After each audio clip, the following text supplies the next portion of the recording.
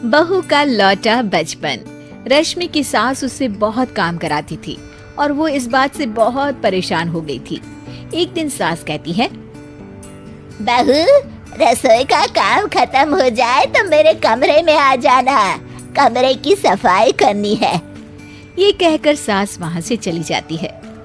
ये सासू माँ भी ना एक के बाद एक काम देती ही जाती है, जैसे कि मैं कोई बोतल से निकली हुई जिन हूँ। रश्मि अपनी सास के कमरे में जाती है और स्टूल पर चढ़कर अलमारी से सामान निकाल रही होती है। अरे बहू, संभाल कर, मेरा सामान तोड़ मत दियो। वाह, इन्हें अपनी बहू की कोई चिंता नहीं है, सामान की पड़ी है कि वो ना टूट जाए।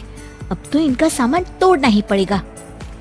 रश्मि सामान हाथ में पकड़ लेती है और नाटक करने लगती है।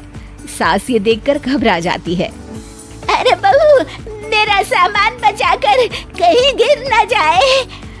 हाँ हाँ मम्मी जी, नहीं गिराऊंगी आपका सामान। रश्मि का सच में बैलेंस बिगड़ जाता है। अरे मेरा तो सच में बैलेंस बिगड़ रहा है। रश्मि स्टूल से नीचे गिर जाती है और उसका सर बेड से लग जाता है। रश्मि के सर में दर्द हो रहा होता है। वो बेहोश नहीं हुई होती है, लेकिन वो आंखें मूंद कर पड़ी रहती है। ये देखकर उसकी सास घबरा जाती है। अरे बहू, ठीक तो है ना?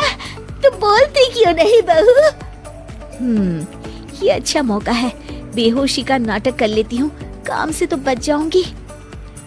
सास रश्मि को बेड पर लेटा देती है और अपने बेटे सूरज और डॉक्टर को फोन करती है। वे दोनों कुछ ही देर में घर आ जाते हैं। सर पर चोट आने की वजह से ये बेहोश हो गई है। मैं कुछ दवाइयाँ लिख कर देता हूँ, ये मंगा लीजिएगा। उफ, वो ठीक हो जाऊंगी तो फिर से काम करना पड़ेगा। क्या करूं? अरे हाँ, ऐसी तरकीब निकाली है जिससे काम भी नहीं करना पड़ेगा और मेरी प्यारी सासू माँ को भी सबक सिखाने का मौका मिल जाएगा। डॉक्टर चले जाते हैं और रश्मि होश में आती है। तब वो बच्ची बनकर याददाश्त खोने का नाटक करने लगती है।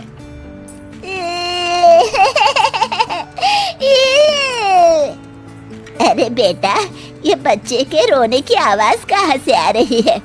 हाँ माँ, मैंने भी आवाज सुनी। फिर से रोने की आवाज आती है। अरे ये तो मेरे कमरे से आ रही है। वो दोनों कमरे में आते हैं तो रश्मि रो रही होती है और बच्चों की तरह हरकतें कर रही होती है। दोनों उसे देखकर हैरान रह जाते हैं। मेरे मम्मी जी पापा कहाँ है? मुझे आइसक्रीम खानी है। अरे सूरज, ये तो बच्चों की तरह बर्ताव कर रही है। हाँ माँ, लगता है चोट लगने से इसके दिमाग पर असर हुआ है। आप लोग कौन है? मुझे मम्मी के पास जाना है। अंकल अंकल, मुझे मम्मी के पास जाना है। अंकल? अरे रश्मि, मैं तुम्हारा पति हूँ, क्या तुम्हें याद नहीं है? पति क्या होता है अंकल? और ये बूढ़ी आंटी कौन है? बूढ़ी आंटी? बूढ़ी किसको बोला? बूढ़ी को बूढ़ी नहीं बोलूंगी तो क्या बोलूंगी? तुझे तो अभी बताती हूँ मैं। बूढ़ी आंटी, गंदी बूढ़ी आंटी, गंदी बूढ़ी आंटी। मैं कल ही डॉक्टर के पास लेकर जाता हूँ रश्मि को। अगले दिन सुबह रश्मि की सास सारा काम खुद करती है और ये देखकर रश्मि को बड़ा मजा आ रहा होता है। अरे वाह, इस नाटक में तो बड़ा ही मजा आ रहा है। चलो थोड़ी और सेवा करवाते हैं सासू माँ से। आंटी, मुझे ना भूख लगी है। अरे इतनी देर से मेरा सर खा रही है, तेरी भूख नहीं मिटी। अब क्या खाना है तुझे? मुझे चॉकलेट शेक पीना है। अरे मुझे नहीं आता चॉकलेट वाकलेट शेक बनाना। मुझे चॉकलेट शेक चाहिए, मुझे चॉकलेट शेक चाहिए। अच्छा, मेरी बात चुप हो जा, लाती हूँ बनाकर चॉकलेट शेक। रश्मि अपनी सास से खूब काम करा रही होती है और अपने नाटक का जमकर फायदा उठा रही होती है। रश्मि पूरे घर को बार बार गंदा कर देती है और उसकी सास बार बार सफाई कर रही होती है। ए बहू, तुझे समझ में नहीं आ रहा? कितनी बार कहा है कि एक जगह बैठ, अभी एक थप्पड़ लगाऊंगी तुझे।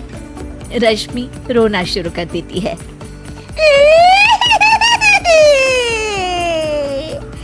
अरे अच्छा बाबा, माफ कर दे, मत रो। तुझे जो करना है कर, पर रो मत मेरी माँ। रश्मि अपनी सास की नाक में दम कर देती है।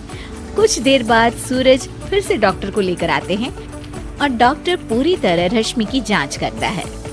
मुझे लगता है कि इनको हॉस्पिटल में ले जाकर स्कैन करना होगा, तभी कुछ पता चल पाएगा। बाप रे, मर गई। ये तो हॉस्पिटल ले जाने की बात करने लगे हैं। नहीं नहीं, मुझे हॉस्पिटल नहीं जाना। नहीं नहीं, मुझे हॉस्पिटल नहीं जाना डॉक्टर अंकल, गंदे अंकल, मुझे नहीं जाना। डॉक्टर तभी एक इंजेक्शन निकालते हैं और रश्मि को लगाने जा रहे होते हैं। नहीं नहीं, मुझे इंजेक्शन मत लगाइए डॉक्टर, मुझे इंजेक्शन से बहुत डर लगता है। मैं तो नाटक कर रही थी, मैं बिल्कुल ठीक हूँ। डॉक्टर और रश्मि की सास और पति एकदम दंग रह जाते हैं और रश्मि के इस नाटक का हो जाता है दी एंड।